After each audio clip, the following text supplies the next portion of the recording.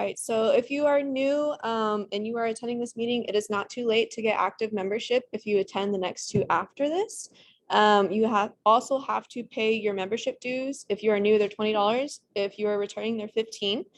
You have to attend 3 meetings, like I said, attend 2 events. We have 1 tomorrow and 2 after that, and you have to submit 15 volunteer hours. 5 outside credits are accepted, or 10 and 10 are with us. To pay your dues, you can send them through our Cash App or Venmo, or you can give us cash at any of our in-person events. This is our social media. That QR code in the middle is our link tree that has a lot of our appointment information as well. Another good source is our Groupme. We'll send the link here in a little bit if you're not in it already. But another important one is our YouTube. We post all of our meetings to YouTube after they're done.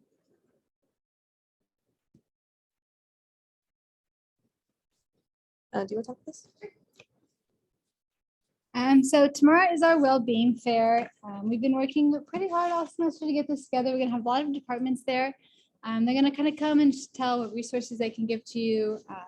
We also have some fun activities. We have an origami table. We have a painting table where you paint a little canvas. We also have some like breakfast items and goodie bags and tote bags. So lots of fun stuff. I would absolutely love to see y'all there. It's from 9 a.m. to 1 p.m. in the Denman Ballroom, so just right down the hallway there. Yeah, I love it. And you also get an event credit for coming, so just make sure you sign at the door with Alexis or Logan. We'll be doing assignments. Awesome, thank you. Oh, and that QR code in the corner, you can sign up to volunteer still if you need volunteer hours.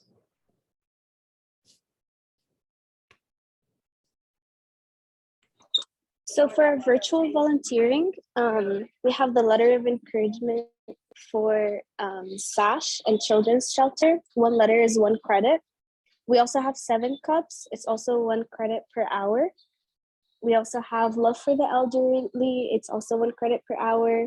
In the UTSA Pantry, 6 items for 1 credit hour. In the SBA donations, it's $6, which equals 1 credit, and there's a max of 5 credits.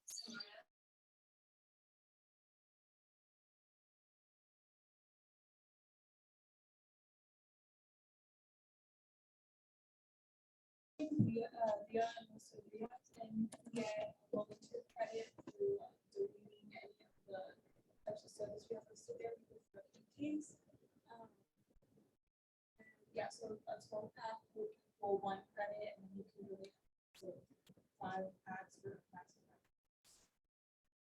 I don't know. Just to reiterate that we are selling soda at Dia en la Sombria. You can DM me to donate your 12 packs.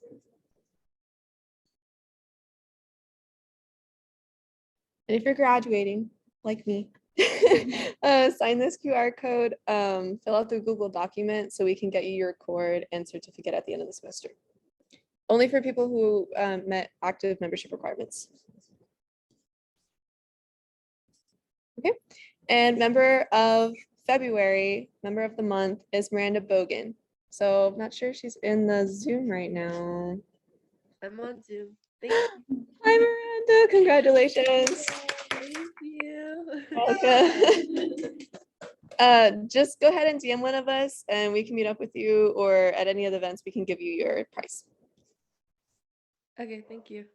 You're welcome. Just a little bit about Miranda. She's been to a lot of our events and she's been an amazing volunteer. She's been very kept up with her stuff, and she's been a very friendly face to all of us. So really appreciate her. Okay, so with 10 minutes to spare before the speaker comes, we're going to do an officer panel so you guys kind of get a look into what our positions are like in case you were wanting to apply and get the active membership. Okay. So I'll go ahead and start. My role as a president is a lot. I do manage mostly the officer team and make most of the events that we have. It's a lot of like, how do I explain this? You definitely like learn into the role. So I started off with volunteer coordinator. and I looked up to the people in those positions, and I kind of grew into this role. And I just by looking at what they did, I kind of know what to do now.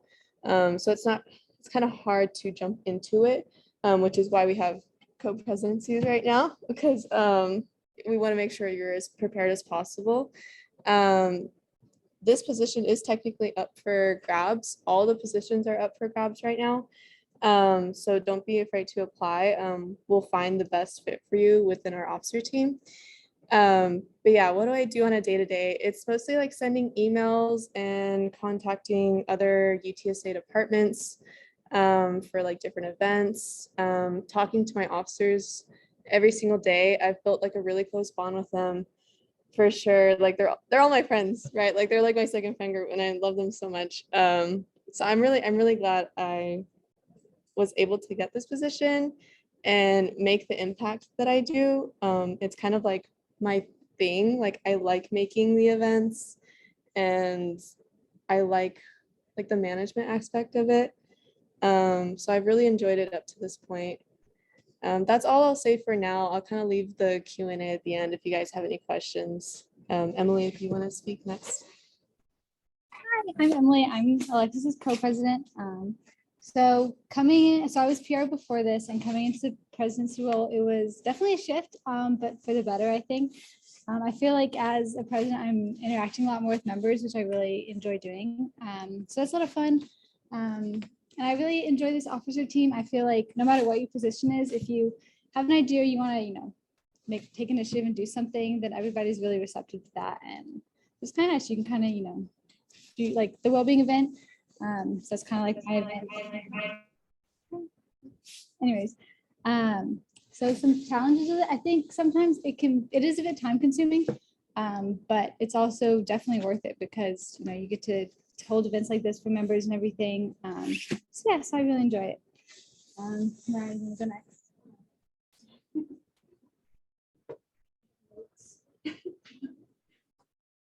Hi. Hello, everybody. I'm the vice president of the club, and I started off as secretary, and just like the president role, it's a learning curve. It is time consuming, but I also make the PowerPoints. So all the PowerPoints that you see, they're made by me. Hello. You're also like the right-hand person. So thankfully, because there was a co-presidency, I was like third in line, but sometimes some stuff did fall to me. But yes. And then we also meet with the advisors, and I personally re-register the organization during the summer. So that way we can continue being an organization throughout the semesters. That's what I do. Thank you.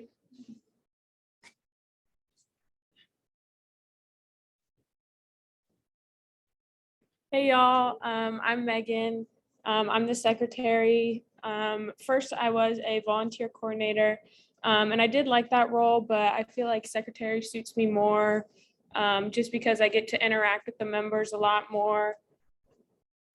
What I do on a day-to-day basis is a lot of contacting members, helping them get their membership requirements, sending out the recap emails. That's what I do. So if y'all get those emails, those are written by me. And I would say it is a bigger role than the volunteer coordinator, just because all of the other officer positions rely on me to keep up the member roster and keep everything in check. So if something's out of order, that's probably my fault. And so I try really hard to keep that in order so that there's no miscommunications.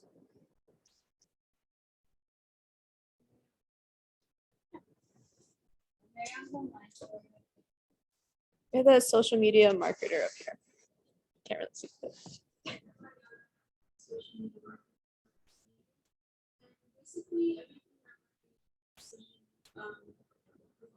It's just kind of creating flyers and promoting whatever's going on in the organization. I do deal with some social media. So all the Instagram posts that you guys see, that's me behind them. All like the stories, like all that. There's so much creative freedom involved with this position. It's really fun. Um, you do have to work somewhat closely with the presidents though, just because there's always going to be slight changes, like that's change. So you have to make sure that the flyers reflect the changes and are accurate so that everybody receives the information that they need. But yeah, it's a really cool thing. And if you guys have any questions, make sure to DM me on the Instagram. I'll respond as soon as I can. Right. Hopefully you guys heard that. I'm sorry that was really loud for a little bit. Let's see who's next. I'll speak on half of our other social media person. Isaiah couldn't make it today since he has like 2 full-time jobs. That's another thing is if you become with the officer team, it is a lot of work and we do expect you to be held accountable, but we do work with you. We understand that school comes first and this is just a club and it's supposed to be fun, right? So what he said was, being a social media coordinator is a fun officer position because you get to help bring new people into the organization. Most of your focus goes into making posts about our events, meetings, and volunteer opportunities, but you also get to participate in some of our in-person officer events.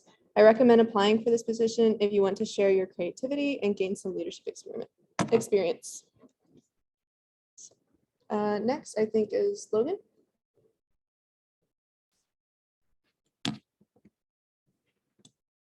Hi guys, so I'm Logan. I'm the public relations officer. I've had this position for 2 semesters and it's a pretty behind the scenes sort of role. It's a lot of emails, a lot of contacting speakers. Like I was the one who contacted our speaker today, Dr. Lan.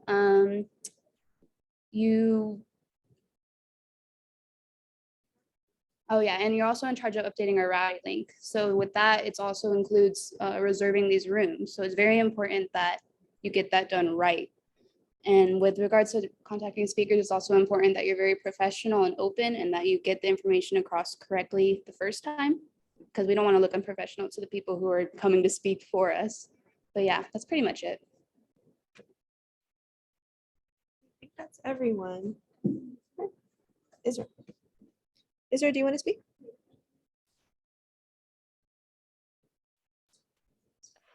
Yes. So as a volunteer coordinator, I work with Bella to have the in-person volunteering events and the virtual volunteering events. And then we also take care of the sign-up sheets and the sign-out sheets and then updating the rosters. And yeah, I really like this position. And yeah. So that was our full officer team. If you guys have any questions for us about more about what we do or anything at all, we're here for the next couple minutes until our speaker shows up. I think he's here, right? Hi. Any questions? Let's see what Zoom says.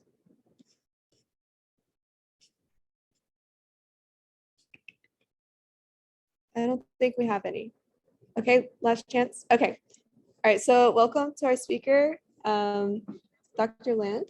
He'll be going over sports psychology since he is an expert in the field. Thank you so much for coming. So if you've noticed, we have a virtual audience. If you want to stand here, and then we have our. I like to move around. Is there a camera? Am I supposed to stand in front of something? I can like record you on top of it if that's okay. Like, I'm going to close this and insert my USB if that's okay. Well, I'll keep the Zoom open, but I want to get to the desktop. Oh, you need to. You don't have to download it and then ourselves. Maybe so, because you don't have a USB adapter, do you? I do. Do you? I have one actually. Never mind. I have.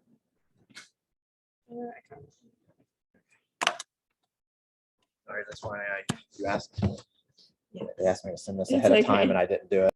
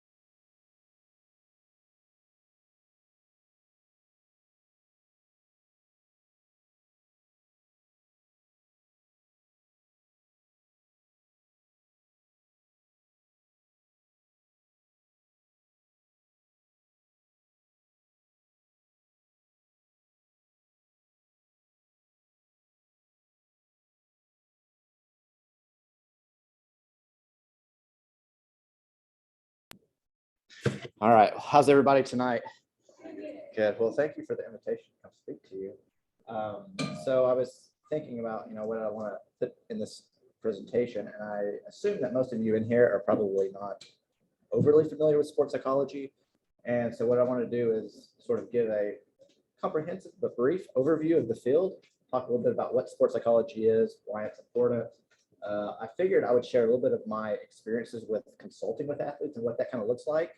I'll talk a little bit about my research, and then finally I can talk about the career and the profession of sports psychology and kind of the training and what it takes to become a sports psychologist. Okay.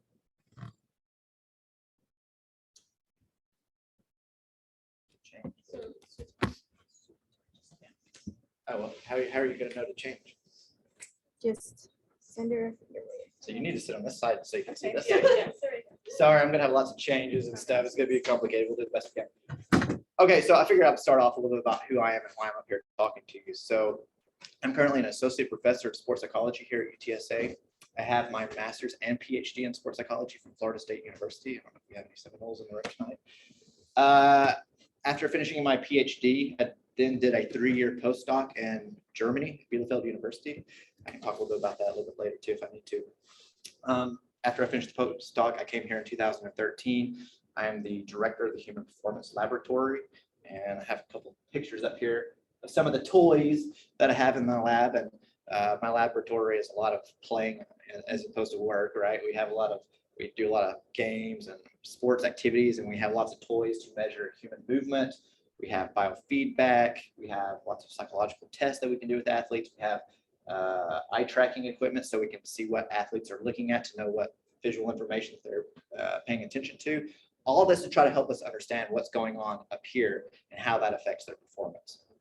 So I'll talk a little bit more about my research briefly a little bit later in the presentation. I've been doing applied work consulting for over 15 years now, but primarily as an academic here at the university, I primarily do research. That's kind of what we do. And I'll talk more about my research, but a lot of it's looking at the differences between experts and novices. What are those cognitive and psychological differences that separate an expert from a novice? How can we take a novice and train them to be like an expert? What are those cognitive changes that evolve over the course of training? I'll talk about choking under pressure a little bit later tonight. Why is it that when we put athletes under pressure situations, their performance falls apart? What's going on? How do we help prevent that? Optimizing training from a psychological perspective. How do people learn? And can we make them learn more efficiently, more effectively? Concentration, focus of attention. And more recently, I've been doing research with police officers, looking at mental resiliency, and I'll also mention that a little bit later too. So let me start off and give an introduction about what sports psychology actually is. Maybe you do, maybe you know, maybe you don't know. So when you think about elite athletes, typically the first thing that you think about are their great feats of physical performance, right? You think of Michael Jordan, his ability to dribble and shoot the basketball and to jump. You think of Usain Bolt and his speed, Michael Phelps and how fast he can swim, Simone Biles and her agility to do the flips, right? We think of these physical performances. But what I would also suggest, and what people often fail to recognize, is that along with these amazing physical performances, is there are a number of psychological and cognitive factors that help support them to be able to play at these really high levels. Because I would argue that Michael Jordan is not one of the greatest basketball players of all time simply because he can shoot the basketball and dribble. But I would suggest that he's one of the greatest basketball players of all time because of his ability to perform under clutch situations, right? When the game is on the line, to be able to perform at a high level in those situations. Because a lot of people can't do that. Let me try to make the point in a different way. It's not flipping. That's not changing at all. Okay. Do you want me to take this over so I can change it? It changed. I mean, I can do it or you It's not showing here. Yeah, I was. Are you doing? Okay, okay. Because it wasn't changing. There's like 3 different computers. I have no idea which one. That one is here, but this one is not that one. This one is for the people online. Yeah. Right. Don't look Then at these. what are these two? Don't look at these. There's 4 computers up here. I have no idea which one's what. Just don't pay attention to this. Okay, These two are okay. Yeah. Yeah. Go back. You don't, can't go on far. Can I change it then? I need to be in control of the slides. Oh my gosh. Okay. Sports psychology, what's it up? Say you got these 2 cars. All right. On the left, you got a Ferrari. really fast, big engine, aerodynamically superior, right? It's got good brakes, it's good handling. It's a great, awesome race car. On the right side, you've got a car that maybe is not quite as good, right? A little bit smaller engine, it's not aerodynamically, the brakes aren't as good. If these two cars are going to race each other, which one would you pick if you had to bet? Yeah, right. It's not a trick question yet. The one on the right is the obvious choice, right? It's a bigger, faster, better race car. But what if I then told you, you've already saw the slide there, who is driving the car? Let's say the car on the right, you have a Formula One world champion driving this car, and the car on the left, you have a little old grandmother driving the car. Would that change which car you predicted to win the race? Probably, right? Because chances are, Formula One race car driver is going to be able to get the maximum amount of performance out of this car, right? He's going to be able to max it out. But chances are, grandmother's not going to be able to drive that car at its limit. So a good possibility is that you're going to have the quote underdog is going to win. So one of the key points that you should come away from this is that reaching one's full athletic potential requires more than just physical capability. You could be the biggest, fastest, greatest athlete, but if you can't drive the car, right? If you don't have a strong mental game, you're not going to reach your full athletic potential. So that's where sports psychology comes in, is try to understand what are those cognitive and psychological factors that can help support physical performance. Does anybody in here an athlete played sports at some point? Okay, most people to some extent. So let me ask you a question. How important is the mental game, do you think? Or rephrase this, what percentage of performance do you feel, there's no right or wrong answer here, right? This is just a gut opinion based on your own experience. What percentage of performance do you think is attributable to the mental game? So you get an athlete, how much of his performance quality is based on his mental game?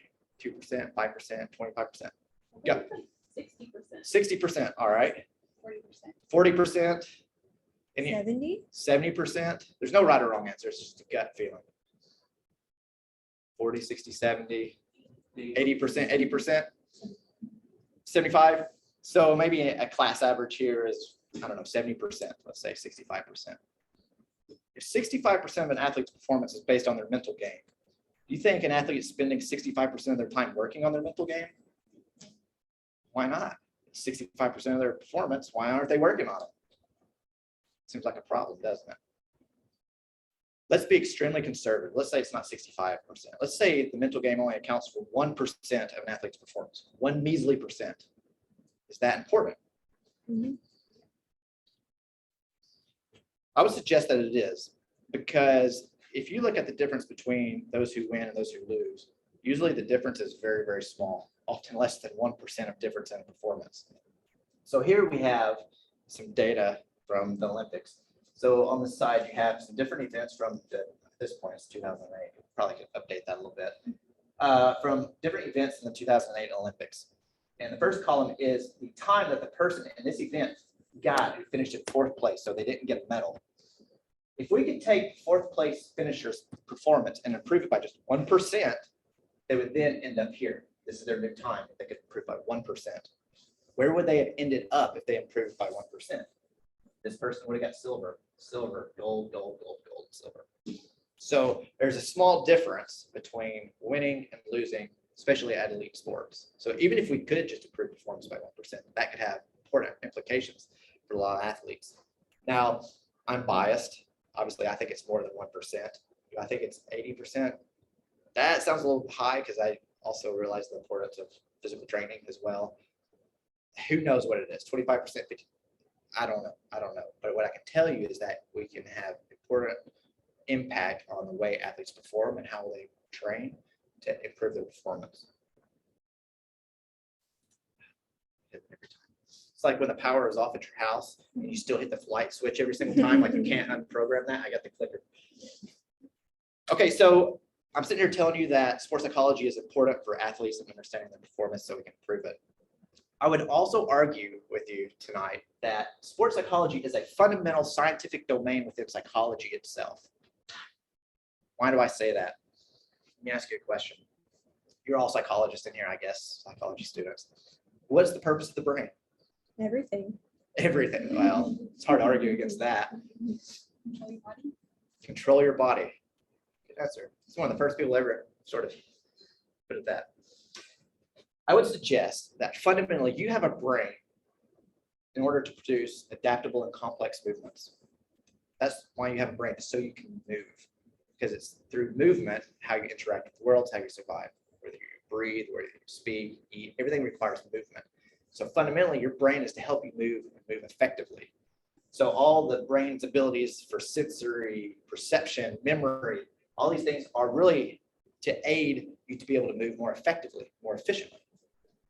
So this link between the brain and the body and movements is of fundamental importance scientifically, theoretically. And really that's kind of what sports psychology is about, is understanding the brain and how it affects the way people move. But of course, we're talking about it in terms of sports, but it's about this connection and trying to understand this connection.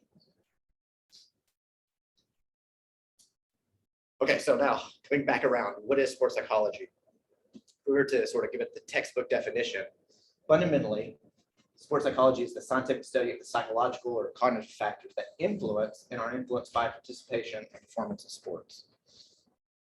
So if we unpack this a little bit, it's saying a couple things. It's how psychological factors affect performance and physical activity, right? So you're stressed out. How does it affect your ability to make this golf putt to win a tournament, right? Are you going to be able to shoot this free throw to win the game if you're under lots of stress? If your confidence is low, if your motivation is low, how is that going to affect your performance? But it's also about something else. It's the scientific study of psychological factors that are influenced by participation.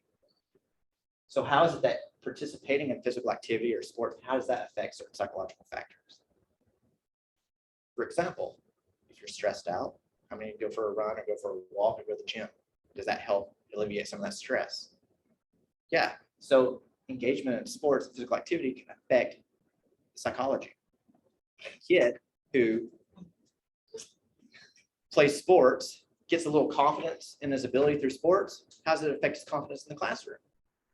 Right? So again, it's bi-directional relationship, sort of theoretically is what the field's based on.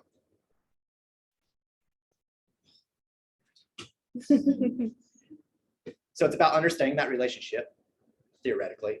But it's then, how do we use this information? At the end of the day, okay, we learn about it, but can we actually use this? Can we apply this information and actually help people? And that's where the rubber meets the road to some extent. So some of the things we typically look at is like the effect of stress, concentration, confidence, coach-athlete relationships, motivation, all these different psychological factors. And then we also look at how certain psychological interventions and mental skills can help ameliorate or negate some of these negative consequences that could affect athlete performance. So, sports psychology. I would also suggest that the name sports psychology is a misnomer. Yes, we study athletes. Athletes make a fantastic test bed to look at people in a very controlled environment in which we can very easily classify the quality of their performance because we have scores. It's very difficult to say who's the best accountant. What makes a great accountant? Well, it's hard to, how do you have, but athletes like, okay, they got a score. We can look at batting averages. So it's actually a really good field to study elite human behavior. So yes, obviously we're looking at athletes and we can help the baseball player perform when the game's on the line. But what about the student who's taking a test and have anxiety? They have test taking anxiety. Could it possibly have some ramifications for that? What about the military whose teams have to work together, their units, team cohesion, these sorts of things? Can what we learn with elite teams, can we transfer that knowledge to the military? Yes. Police officers, I already mentioned that I'm working with police officers now. They work in very high stressful situations. They have to make decisions under pressure. Can we learn from athletes to help them? Sure. Surgeons, they have to perform under stress. Can what we learn from sports psychology help them? And then musicians, stage fright, right? And then here's a robot. Why do I have a robot on here? Well, I told you I did a postdoc in Germany after I did my PhD. I was hired on a robotics grant looking at how can we make humanoid robots more effective. Why is sports psychology being part of this? Because if we understand how the human brain controls the body, then they can take those same control strategies and implement it on these humanoid robots to make them more effective, to be able to grasp an apple, pick up a ball, move around more effectively without falling over. So understanding that control mechanism, that's part of sports psychology. So I would suggest it's really performance psychology as opposed to sport. We call it sport psychology, but for your purposes, realize that it's not just about sports. It's about how we can apply these principles to a lot of different domains. Oh, went too far. Okay. So I was thinking, my initial thought, well, I'll talk about my research in here. And I got thinking, I probably don't really care all that much about my research and have some technical talk about my research. I will do a little bit of that. But I thought, you know what, they're wanting to learn about the field. Let me just give some examples of some of my consulting that I've done with athletes about some of the problems that athletes brought to me and how I've sort of thought through the problem and came up with interventions. I thought maybe that'd be a little more interesting for you. So I was going to try to provide a glimpse of what sports psychology in practice actually looks like. And so with that said, a couple things about my philosophy when it comes to doing applied work with athletes. Fundamentally, when I'm working with an athlete, I would say number one goal for that athlete is to help them to be able to perform under any situation. All right, perform up to their capability level. What I don't want is for the situation to dictate how they feel and how they respond and how they perform. So I don't want them to be reactive. I want them to be in control of their emotions and their behavior. So what that means in practice is that whether they're in practice or a competition, right, that's not going to affect how they perform. They're going to perform equally. I don't want it to be they play good in practice, but then you put them under competition, and all of a sudden, because that situation makes them nervous, they can't handle that, they can't deal with it, and then their performance suffers. I want them to be able to perform up to their capability level, regardless of the situation. So that's kind of the fundamental goal for a lot of these athletes. I'm not trying to make them to be the next Michael Jordan. I just want them to perform up to their level that they're capable of. So that's kind of the first fundamental goal. And then the second is to increase enjoyment of sports. And to be honest, those kind of go hand in hand. Because if I can get an athlete to go out there and perform up to their level, what they're capable of performing at, they're going to enjoy it more. Nothing's more frustrating, if anybody's been an athlete, where you go out there and you perform really terrible and you know you're better than that. It's really frustrating. I know. That's why I'm in sports psychology right now, because I was an athlete and that's what I experienced. It's super frustrating. I didn't know, well, why did that happen, right? I could tell you how to hit a golf ball, but I couldn't tell you how to hit a golf ball when the tournament's on the line. I'm on the 18th green, right? No one taught me psychology behind how to play. I knew technically how to play, but not the psychology. So increase enjoyment. And again, those go hand in hand. If I can increase the enjoyment of sport, they're also more likely to be in control of their emotions and their behavior, not let the situation dictate their performance. All right. So let me just give you some examples of some of my consulting experiences over the past number of years. So I've worked with college teams, junior teams. I've worked with a number of people over the last 15 years. So this is a particular individual. I was working with a college golf team a few years back. And this is a particular individual that came to me and they were having a problem. And they described it as, kind of what we're just saying, in practice, I'm good, but as soon as I'm in qualifying or a tournament situation, all of a sudden my performance falls apart. And especially in tournaments, have a bad hole, then things just start to snowball. Like one bad hole and it derails them and their performance really starts to fall apart. And they wanted help with that. And this person, I would say, is sort of a mid-level player on the team. It wasn't the top, wasn't the bottom. They would travel sometimes, but not all the time. So that was the situation. So how do I help this person? What do I do? Well, there's a couple things you have to know before I can explain what we tried to do. And that is, you have to understand a little bit about the human stress response. And I'll keep it simple. When you put somebody under stress, they have both physical and psychological changes that occur. And oftentimes these changes negatively affect performance. Simple as that. Put somebody under stress, there are physical changes that occur, right? The sympathetic nervous system kicks in. You see increases in heart rate, breathing rate increases, adrenaline starts to flow, muscle tension increases, sweating in some cases. And under very high levels of stress, you can have auditory exclusion where you can't hear things. And then you get tunnel vision, so you're not able to use peripheral vision, which is really bad in sports. If you can't see the linebacker coming to tackle you, that's a problem. So you have these physical changes. But there's also psychological changes that occur under stress too. Changes in what you think about, racing thoughts, negative thoughts. You're more distracted, lack of concentration, your confidence level tends to take a plummet. So you have these physical and psychological changes that occur. Now, usually when athletes start to feel under pressure and these changes start to kick in, a lot of times athletes think, oh, well, you know, it must be that I'm mentally weak. That's why I'm experiencing these changes. If I was only mentally stronger, then I wouldn't experience these things. What's wrong with me that I experience this? And why am I so weak? But what I would say to you is that these changes that occur are supposed to occur. These are natural changes. Your body is supposed to have these physical and psychological changes. These are functional from a survival standpoint, right? These are evolutionary changes, right? So when that lion jumps out of the bush, you have the engagement of the sympathetic nervous system. These physical and psychological changes occur, but it helps you to react. It helps you to either fight or flight. I'm sure you've all heard of the fight or flight response. Those are functional changes that help you survive. The problem is that these changes, which are natural and normal, aren't going to necessarily help you make the free throw when the game's on the line. It's not going to help you make that golf putt, because these changes are not beneficial for coordinated, skilled movements. It's good for gross strength-based movements, like running really fast. But if you're a surgeon and you're trying to make really precise cuts, or a golfer who's trying to make very precise movements, stress and these changes are dysfunctional. It hurts you. But the good thing is that there are strategies that, again, can help ameliorate or negate these changes. So if we understand what changes are occurring in the athlete, we can give them strategies to help negate some of these changes, to help offset the effect of stress on that athlete. Okay, so now you got that background, so go back to the athlete. He told me that they perform poorly under stress. So talking with the athlete, I said, okay, well, what's different when you're in those tournament situations or qualifying stressful situations? What's different? How do you feel? Okay. They couldn't explain it. That's important, because fundamentally athletes tend to have very little self-awareness about these physical and psychological changes. People aren't aware of them, right? They don't know how to pay attention to it.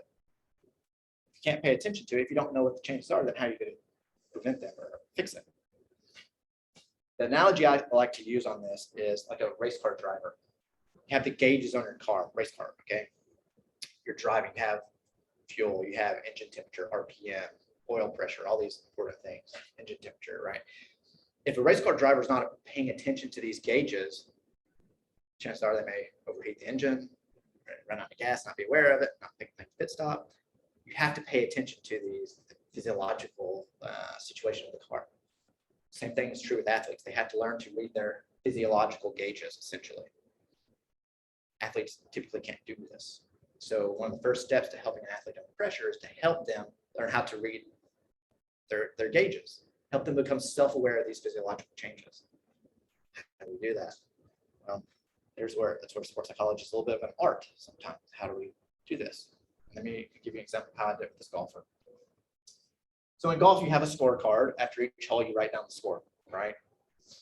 So as I was talking with this athlete, they had no idea if they were feeling tense or what their feelings were. So we just took it one by one. We said, okay, muscle tension. When you play this round, after each hole, every time you write down your score, I want you to check in with how you're feeling. How tense do you feel? Do you feel like your muscles are tense? Just pay attention to that.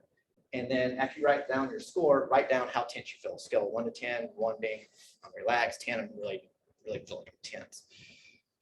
So they learned to start checking in. And it was really interesting. They came back to me after the first round. I was like, wow, you know what? It was really odd because I was sitting there holding the flag stick for my competitor, and I realized I had a death grip on the flag stick because I was stressed. I had to sit there squeezing the flag stick really hard, and they never realized that before.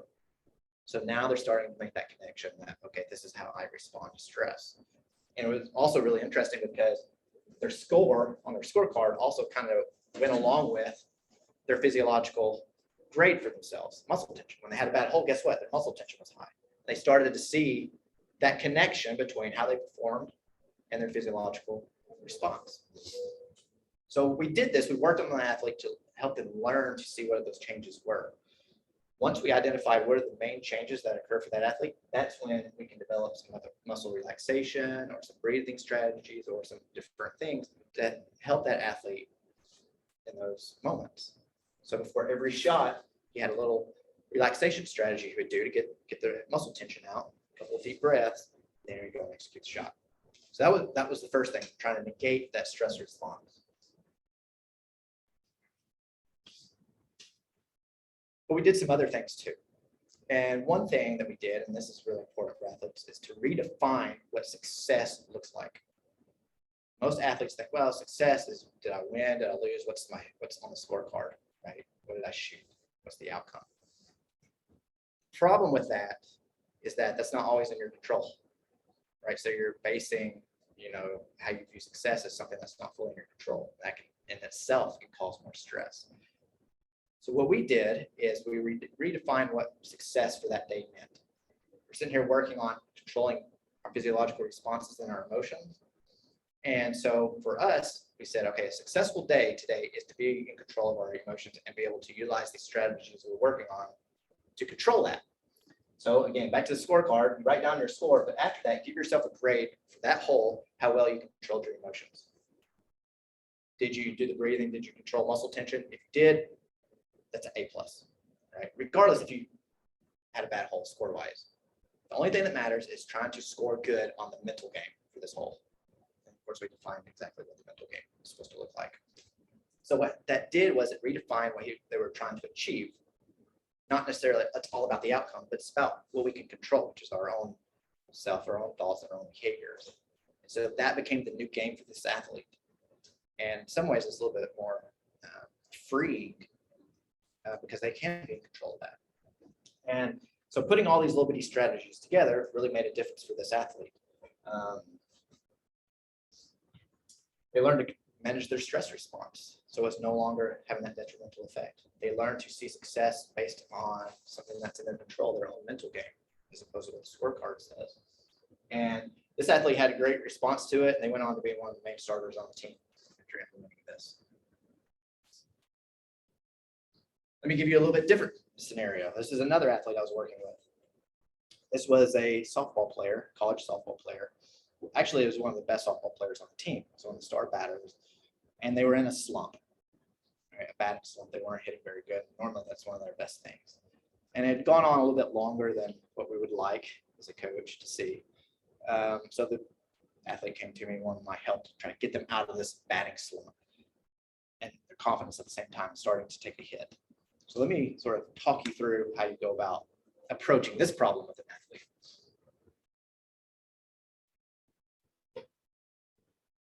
So again, slumps. Slumps often occur, and one of the results of that is it affects confidence, athlete confidence. Does anybody know who Roger Bannister is?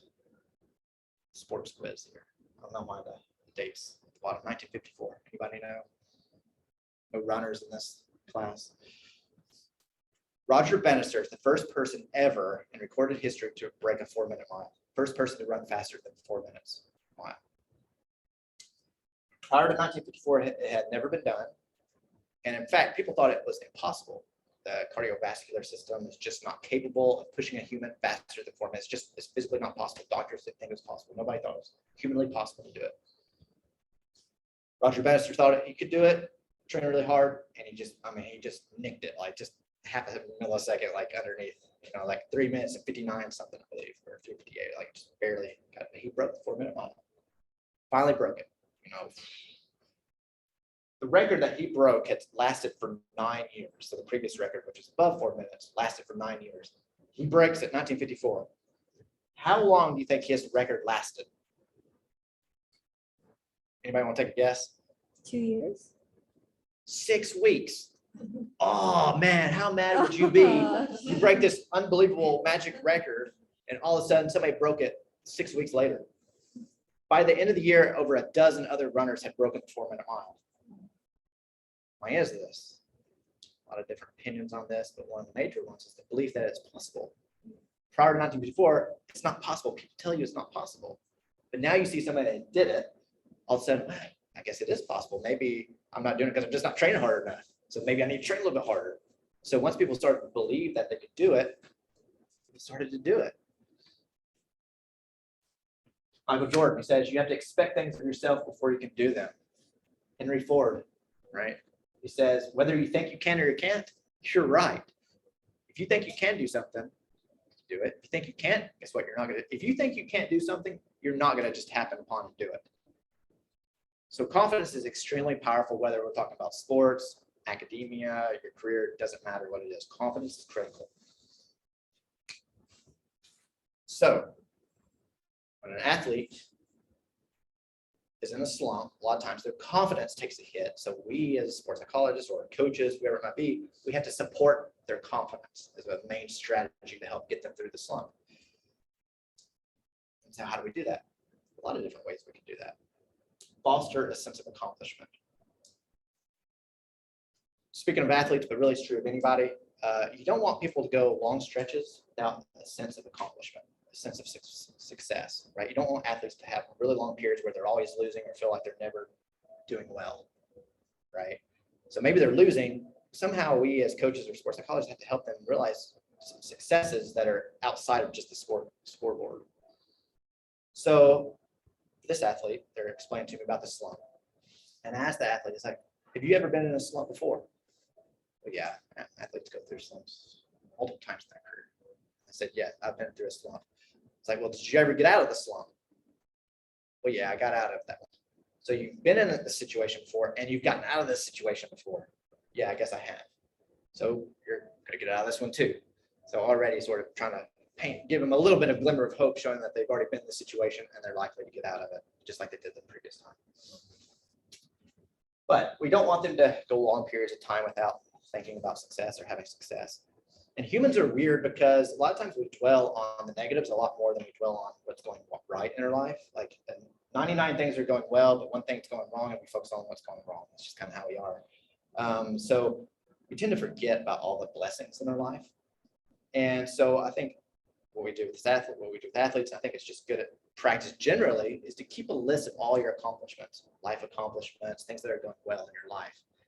For the athlete, we have them make a list of sport accomplishments, things that, oh, you know, I led the team in batting averages last year, or I did this and this. They make this list out and it helps them reflect on all these things that they have done that have been so amazing. So again, that's helping support that, bring that confidence level a little bit back up. So that's one little thing that we're starting to do with this athlete. The other is helping them to learn how to fail forward. So I told this athlete, I said, okay, look, you're in a slump. Okay, let's see how we can use this situation to your benefit. Right? Chances are you're going to be in a slump 2 years from now again. Like your athletes go in and out of slumps. This is not going to be the last slump you're ever in. So let's use this as a situation to learn what we need to do next time you're in a slump in the future. So can we use this as a learning experience? Let's use it as a test to figure out what works for you. So next time you can get out of it quicker. So okay, well, so yeah, it sucks that I'm in it, but maybe I can bring something positive out of this situation because I can learn how to get out of it next time. That's important to have that piece of knowledge. So see this situation as an opportunity for growth. And I have this quote by Michael Jordan, which I share in a lot of my classes. He says, I've missed more than 9,000 shots in my career. I've lost more than 300 games. 26 times I've been trusted to take the game-winning shot, and I have missed. I've failed over and over again in my life, and that's why I have succeeded. Failure is painful. Most people don't like failure. Nobody really likes that, I would suggest. And a lot of times when people fail, they want to sort of block it out and blame other people for failure. Like, oh, it's not me, it's the coach or whatever. People don't like to say, well, I failed because I did something not right. But we need to look at failure as a way to grow. If you can't learn to fail successfully and grow from that, then you're never going to be successful, right? Like failure is more important than success in a lot of ways because you have to learn from failure, learn how to see failure as telling you something that you need to do differently.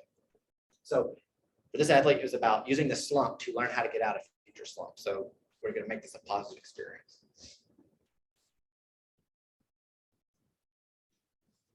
Body language. We worked on body language with this athlete. Walking up to bat, your head's down, looking all mopey. Not only does that affect your own confidence, your core body language, but guess what it does to your opponents? It boosts their confidence up. If you're showing poor body language in sport, you're giving a boost to the other team. We don't want that. So whether or not you feel confident, fake it till you make it, actually kind of works. So we work on their body language. We also used a pre-performance, pre-bat routine before they stepped into the batter's box. using a keyword. Let me explain how this would work. So I was talking to this batter and I said, okay, think back to your all-time greatest batting performance, right? Do you have a game that just stood out to you where you just killed it, right? You're like, just played really well. And I said, yeah, I got that one game. And I said, okay, think of a word or a phrase that sort of represents that game that was so good, right? That, can you find a word or a phrase that represents that? And I thought a minute, said, yeah, I got it. I was like, well, what's that phrase? And they said, going to work, I think is what they said. So that phrase, that was their mindset in that game. It was like, going to work, going to work. I said, okay, before you step into the batter's box from now on, before you step in, I want you to think going to work and remember that mindset that you had. Right? So now I'm trying to sort of control their thinking a little bit before they get in the batter's box instead of thinking, oh, I hope I don't strike out again. Now I'm thinking go to work, which helps block out the negative thoughts and give them something else to think about. But it's also trying to recreate that same mindset that they had in the real game. So it's controlling some of the psychological thought processes before they perform. So we implemented this pre-shot routine. And then again, go back, we already mentioned redefine success. What does success look like? Batter typically is, did I get a hit or not? We're not going to use that as our criteria for success. Success for you at this point in time is, can you feel comfortable at the plate? Can you control your emotions? Are you going to work? Are you controlling these things that we've talked about? If you can do that, that's successful. So the mental game becomes the criteria for whether or not you judge that performance at the plate as success or not. And again, putting all these little pieces of the puzzle together, the athlete got out of the slump. And I just found out last week that the athlete's actually leading their conference, their college conference in home runs out of the entire conference. So they're back to doing their thing. So to me, doing applied sports psychology, it's kind of like being a detective, actually. They tell you the problem and you're trying to figure out, okay, what's the cause of this problem? What's going on? You ask questions, you're trying to find clues and tips. And then you think, okay, what's the best way to solve the problem? And in sports, well, in psychology in general, right? Like there's no one size fits all strategy. You can't tell the same client the same solution. Like everybody's a little bit different. They got different experiences in life. So usually there's not a one size fits all strategy. So a lot of times you're using multiple sort of interventions, multiple approaches to try to help the athlete through that situation. It's one of those examples I showed you. I used a lot of different little interventions, little tips. And so to me, it's fun. It's part art and it's part science. You have to understand the science of how things work. But then the art is, how do I take the theory and apply it to this situation and this situation, right? Like I write on the scorecard here, but what if I'm playing baseball? I don't have a scorecard to write on. How do I do that? So it's like trying to figure out how to implement these ideas. And so to me, it's a very creative experience to try to come and understand the problem of the athlete and come with interventions. Okay. So that was a little taste of the applied aspect, but being in academia, research is quite important. So as I mentioned, I'm the director of the Human Performance Lab. So I thought I would sort of quickly share what research in sports psychology looks like, some of my own research really briefly.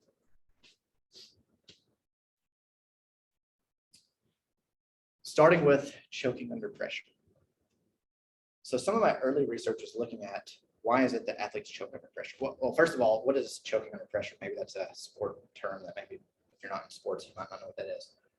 So choking is suboptimal performance that occurs in response to high pressure situations. So it's not just that athlete doesn't perform good, but they don't perform good because of pressure and stress, right? You put them in that game-winning situation and all of a sudden where they used to make this putt 100 times in a row, now they miss because the pressure gets to them and changes their performance. So the question is, why does this occur? What changes? Kind of already talked a little bit about this. Why do people perform poorly under stress? And if we can understand that cognitive psychological mechanism, can we come with an intervention to try to fix that, try to prevent that? And, stress is actually an interesting phenomenon too in general, because it's paradoxical, because the more you want to do well, the increased likelihood of not doing well occurs. Like, oh, I really want to do it. Oh, I messed up. Right. So the more you put pressure on yourself to do well because you really want it, the more likely you are to choke. So what's going on here? I'm going to summarize a lot of theoretical research really quickly and really simply, hopefully. When we perform a movement, picking up an apple, or picking up this pointer. Pick it up. When I do that, am I thinking in my head, extend my arm, rotate, lower my arm, close my fingers? I'm not thinking about how to perform that action, am I? I think what I want to happen, and the body produces the movement that brings about that outcome. Tying your shoe, right? When you first started learning how to tie your shoe, it's probably really hard. You had to think about it, but you've done it a million times now, and chances are you probably can't even tell me how you tie your shoe. You just do it, right? You don't have to think about it. It just happens. If you can type, if you do it appropriately, you don't think about the individual key presses, right? You think about the word or the sentence, and your fingers sort of magically go to the keys. Playing the piano. Same thing as in sports, right? You dribble a basketball and you start learning, maybe you have to think about it, but after you've done it a million times, it's second nature. You can go up and down the court and not even think about the ball. So you can do all these things without thinking about it, essentially. It becomes automatic, autopilot, essentially. What happens under stress is that people have a shift in what they focus on. We said there's physical and psychological changes under stress. One of the psychological changes is a shift in your attention. You go from thinking about whatever it may be to thinking about in sports how you perform the movement. You start thinking about the technique. You start thinking about the movement control. Why would you do that? It's a false sense of security. Because if I got to make this golf putt to win, I really got to win this tournament, right? It's really important. I know that, I shouldn't have this movement in my golf putt. This wrist should stay relatively flat, golf terminology, and I should swing for my shoulders and so forth. If I can focus on my movement and make sure I move correctly, then hopefully I have a good outcome, right? I'm trying to make sure that I do it correctly. The problem is when you start trying to control your body in this way, it actually hurts how well you can perform. And sometimes people refer to it as paralysis by analysis. For skilled athletes, if they go back to thinking about the movement technique, their movement falls apart, messes them up. Just like an example too, if you tell me to walk in a straight line, I can walk in a straight line, no problem, I can do that. But all of a sudden, if this straight line was a board that was 6 inches wide, like 30 stories up, on either side, I'd fall off of it. Like all of a sudden, I'm trying to walk this board, right? Like it might be hard for me to walk it because I don't want to screw up. So I'm really trying to think about my balance, which is normal stuff I don't think about. So going back to thinking about how you do certain skills that have been trained messes you up. Okay, so that's the theoretical background that you need to know. So a few years back, I was researching this. And so the question is, okay, well, if athletes choke in part because they think about their movements, if I prevent the athlete from thinking about their movements, can I prevent them from choking? So the idea is try to prevent athletes from thinking about their movements. Try to do that, see what happens. So how do I prevent an athlete from thinking about their movements? One way you can do this is through something called a cognitive secondary task. What's this? Well, it's just an additional cognitive task that they think about, that they perform while they're performing the sports skill. Let me give you an example. So a golfer makes the putt a million times. Normally they don't have to think about it. They just walk up, get lined up, and hit the ball in the hole. Under pressure, they might go back to thinking about all those little bitty aspects of their movement. And we don't want that, right? We don't want them to think about their movement. So what I can do is I can give them something else to think about that consumes that working memory that would then prevent them from thinking about their movement execution. For example, counting backwards. Maybe I have them count backwards by 3 from 100. So they're over the putt, 99, 96, 93. So now they're thinking about counting backwards, and now they're not thinking about their wrist movement. So now the movement has to flow automatically like it normally does when they're not under pressure. There's a lot of different ways you can do this. Random letters, I can say random letters of the alphabet while they're performing. I was working with a golfer one time and I was sort of talking about this research, and they said, oh, that's interesting, because what I do when I'm under pressure on the golf course is I think about people's names and faces. It's like, that's exactly what I'm talking about, right? They're distracting themselves with something else so that the movement performs automatically. So that's what we did in this particular study.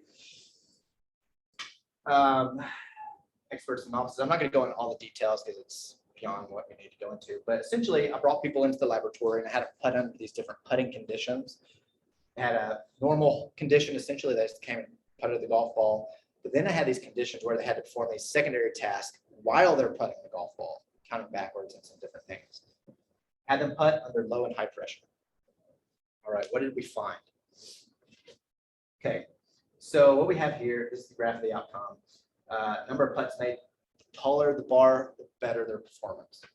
So the light is their putting performance under low pressure, dark blue is high pressure performance. So if you start looking at just the control, so that's normal condition. They weren't doing anything other than putting how they would normally putt. Under low pressure, they made more putts than when they're under high pressure. It wasn't a huge difference, but a little bit of effective pressure, right? So they performed a little bit worse.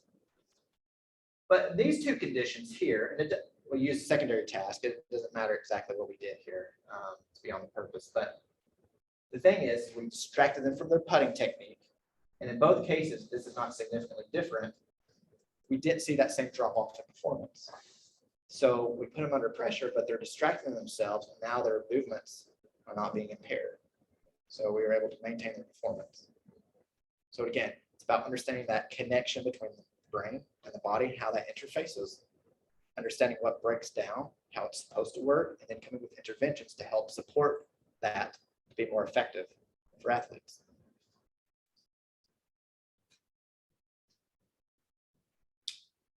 Okay, jumping a few years forward, police research. Last few years, I've actually been working with the San Antonio Police Department and Bexar County Police Department. They have been looking at some different programs, some resiliency programs for their cadets. So police officers, that line of work is one of the most stressful jobs that you could do. If you look at the exposure to stress and trauma, it's unbelievable, the day in, day out exposure that these individuals face. And if you look compared to the general population, their rates of cardiovascular disease is so much higher. The rates of depression, PTSD, their ability to make decisions are worse. They get more injuries. They get divorced at a higher rate. Like, it's terrible outcomes for police officers if you choose to go that career because of the stress that they're constantly under. Like, being a police officer is like one of the worst healthy things that you could do. Like, it's so terrible for your mental and physical well-being. Like, it's terrible. And that's sad, right? Because they do an important job. And so it's important that the people who are out there doing this, it's important for us to be able to help them maintain mental and physical health, well-being, job dissatisfaction, a number of different things. So because of this, like I said, the San Antonio Police Department a few years back started a mental resiliency program called Performance Recovery and Optimization, called PRO. And guess what? Fundamentally, it's sports psychology for police officers is what it is. And they started implementing it in their academy training. So police cadets come into academy, they learn how to be a police officer, but they also learn these different psychological mental skills, same stuff that we're using with athletes, but geared, and the terminology is a little bit different, but it's for police officers to manage their emotions and their responses. So for example, they learn how to use what they call combat breathing, relaxation, muscle control, muscle tension, and tension management, what to pay attention to, imagery, mental practice, controlling that inner dialogue, physical mental recharge, which is really about maintaining good, healthy habits, activity, and eating well. Winning mindset kind of has to do with maintaining your clarity for why you're a police officer, what's your purpose for actually doing this job to make a difference in the community, these things. But there's these strategies and interventions that the officers are taught to use. So the individuals who are implementing this at San Antonio Police Department contacted me and said, you know what, we're doing this, but we have no idea if it's effective. Right? We're not researchers. They're clinical psychologists who are doing this, but they don't have the research background. So they reached out to me in my laboratory. And so what we did was we tried to determine whether or not this program was being beneficial to police officers. So how do we do that? Well, fundamentally, we needed to know whether or not the officers were actually utilizing these skills in the first place. Right? They're being taught to do these things like to breathe and use imagery of their performance and so forth. Are they really even using it? Like, that's really the first step to figuring out if the stuff is effective. Do they use it? So we created a questionnaire, the psychological skills inventory for law enforcement, that measured the officers' use of these different mental skills, essentially. Well, what did we find? Well, now that we know how much they use it, we can then relate it to certain outcomes like mental resiliency, job satisfaction, and so forth. What do we find? Well, a few things that popped out. Those who received more mental resiliency training use those skills more. It's important because that means that the program is teaching officers and they're actually using it. But we also found that those who use those mental skills more had more positive emotions, they were happier, they had lower distress, they had increased mental resiliency, which is important, they had higher job satisfaction and enhanced quality of life. So in other words, these sports psychology skills that we're using in athletes, use it with police officers, and we see a benefit for their mental health as well as their performance. This is an important finding because with this information, we can now go to the sergeants and police chiefs and say, hey, look, this program is beneficial, which then helps support the budget to keep that program around. Because if they don't have evidence that the program is effective, that's going to get cut and go somewhere else. So these are important programs for our officers. So that's some good outcomes.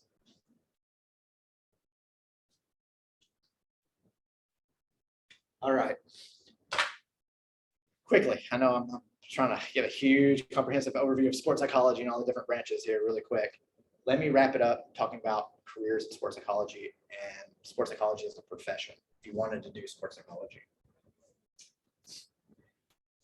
So there are actually two types of sports psychologists, and the differences between these two types have to do with your educational training and what you're targeting in terms of the issues that you want to work with, essentially.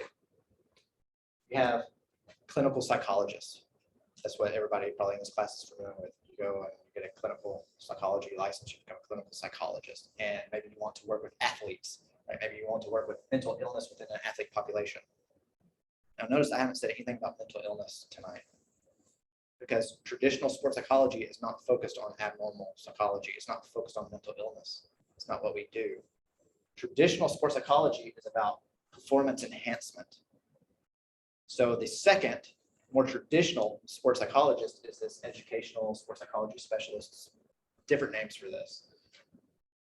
It's about understanding how psychology affects behavior and can we enhance that? Can we enhance training? Can we enhance performance? I have a master's and a PhD in sports psychology.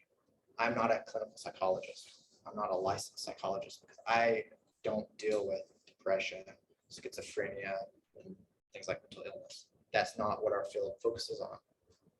It's about how can we support performance. So with that said, so two sort of training avenues. So obviously the training approaches between these two pathways, if you will, are a little bit different. If you look, like I teach sports psychology here, I'm in the department of kinesiology. I'm not in the department of psychology. And most sports psychologists are not in departments of psychology. Why is that? Well, it has to do with focus and the goals of what we do. Align better with kinesiology. Kinesiology, if you don't know, it's about training and performance, about the movement, cardiovascular system. It's about the human body and how you move, things like that. It's about improving. Where, I mean, to some extent, regular psychology is about improving, but it's more of a focus. Historically, psychology is about abnormal psychology, right? And that's not what we're focused on. So, sort of philosophically, we align much closer with the roles of trainers and coaches and things like that. So, historically, sports psychology is housed within kinesiology. So, if you follow a traditional sports psychology educational route, like what I do, you obviously get to have all the psychology. You will take all the abnormal psychology stuff, but that's not going to be your focus in terms of what you typically work with athletes. So you have the psychology background, but you also have another foot over here in sports science. So you take classes on motor control, motor learning, biomechanics. So you have to know the body side. You got to know the brain side, then you got to know the body side and that interconnection. So you have feet in both of these two disciplines and see how they bridge the gap. So master's versus a PhD. You can get a master's in sports psychology, you can get a PhD in sports psychology. Why would you do one or the other? Kind of depends on what you want to do for a career. a lot of people, we have a master's in kinesiology here at TSA with a specialization in kind of sports psychology. People who only get a master's in sports psychology, usually that's not their ultimate job. Ultimate goal is to be a sports psychologist. Usually they want to be a coach or a trainer, and they want to have a background in sports psychology because they know it will help make them a better coach. You can be, quote, a pure sports psychologist with that route. You're a little bit less credible. You don't have as much training as opposed to go get a PhD in sports psychology. If you get a PhD, chances are you end up being a professor or in academia, work in research, but you also have a lot higher likelihood of doing applied consulting as a full-time job. So what is the career outlook for sports psychologists? Well, a lot of people get into sports psychology because they were themselves an athlete and they think, oh, I want to go work with the Cowboys or the Spurs or work with a professional team. Yes, these professional teams do employ sports psychologists, but there's still only a handful of positions available for that. So it's not like there's thousands of jobs working with professional teams because there's only a handful of professional teams. So it's hard to get a career working with the Spurs, let's say. NCAA. So about 20 NCAA Division I schools hire full-time sports psychology consultants. A lot of them usually will hire sports psychology consultants on a part-time basis, so not full-time, but part-time. One of the main employers for people with a master's and a PhD in sports psychology is the military. So just as I was saying that it's not about sports all the time. Military hires people with this expertise because they can use it to train soldiers to be more resilient to stress. And so they work with the soldiers and they work with the soldiers' family. So that's a major employer of people in our discipline. I would say working with the police and the psychology departments. So most police departments have a psychology team to work with, officers when they get exposed to critical trauma and things like that. They go work with their psychology team. They're also bringing the sports psychology side of this for performance enhancement. So that's kind of an emerging field. And then in academia, right? A lot of us work in academia, we do research, we consult, but our primary role is academia.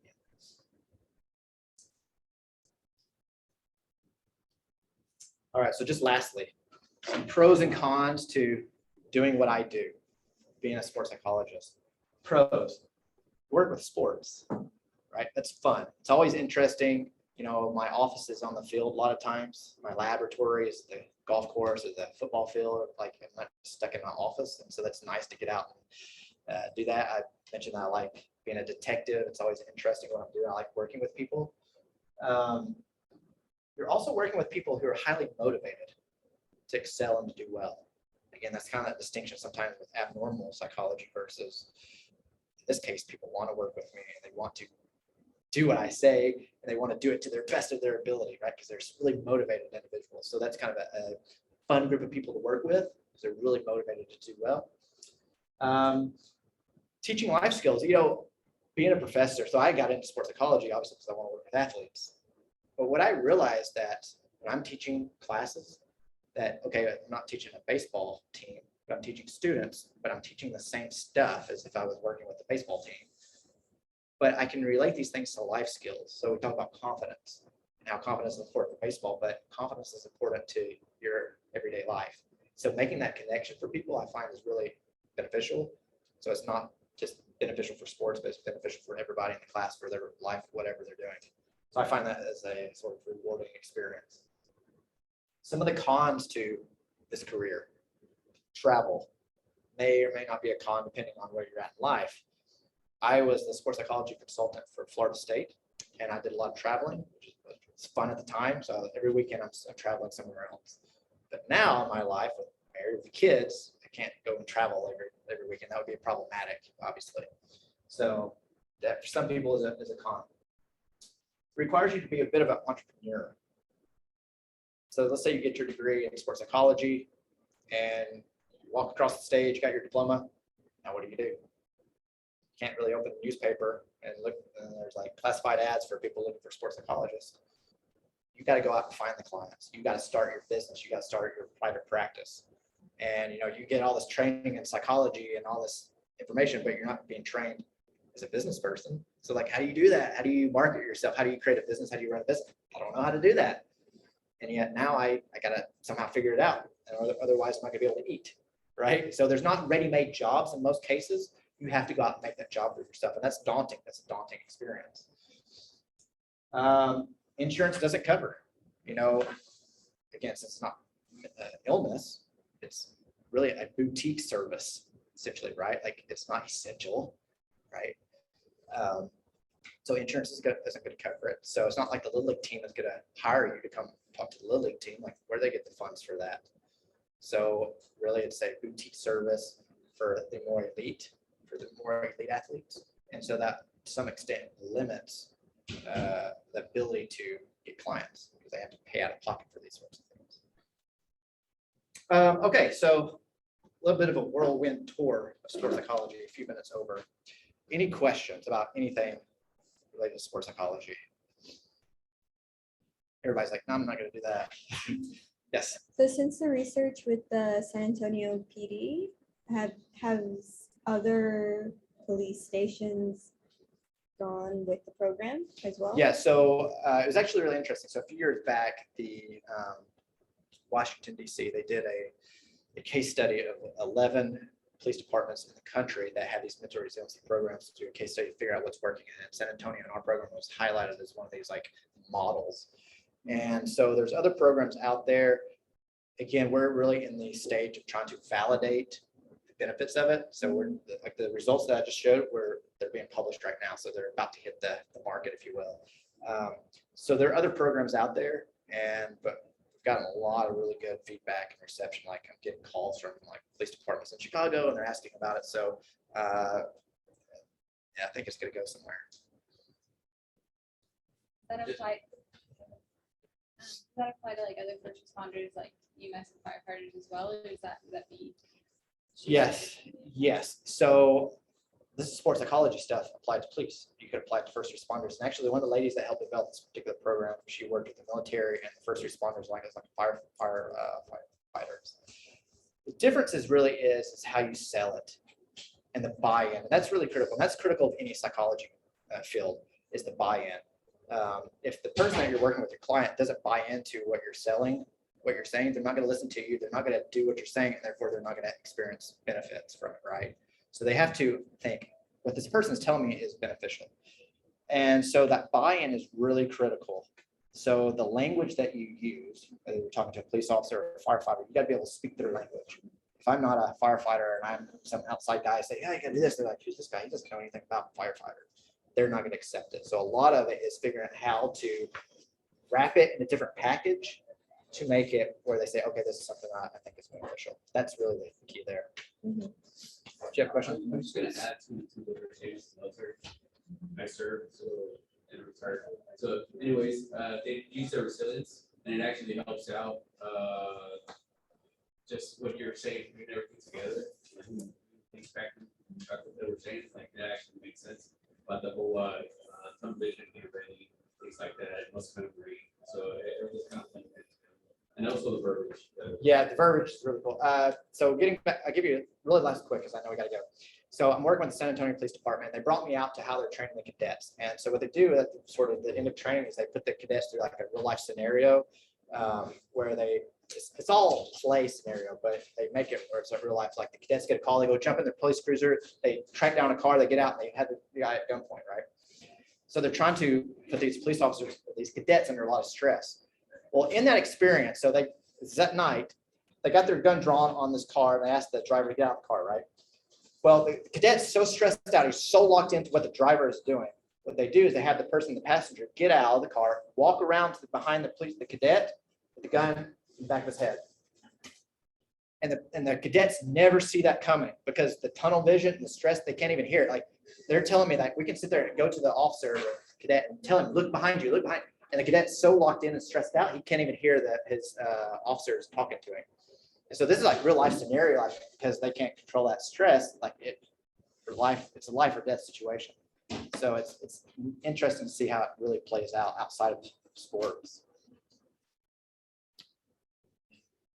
Any other questions? Or I think we're getting kicked out. Well, thank you. Thank you. Thank you so much. postings in the chat. Oh, I'm sorry. Yeah. Yeah, Yeah. Are they still on? They're still on. Okay. Let me see the, I hope.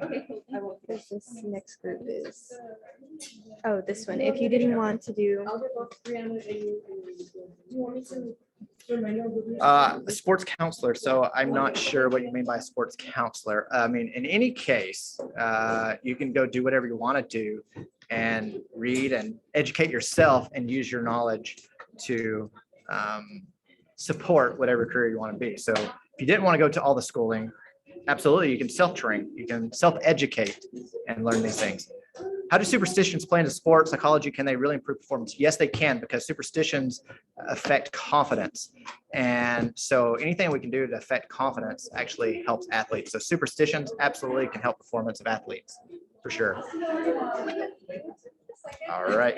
Yeah, sorry, really quick. No, you're okay. Thank you, everyone. Y'all have a good night. Make sure to sign out. All right. Would it be okay if I shared them your email if they had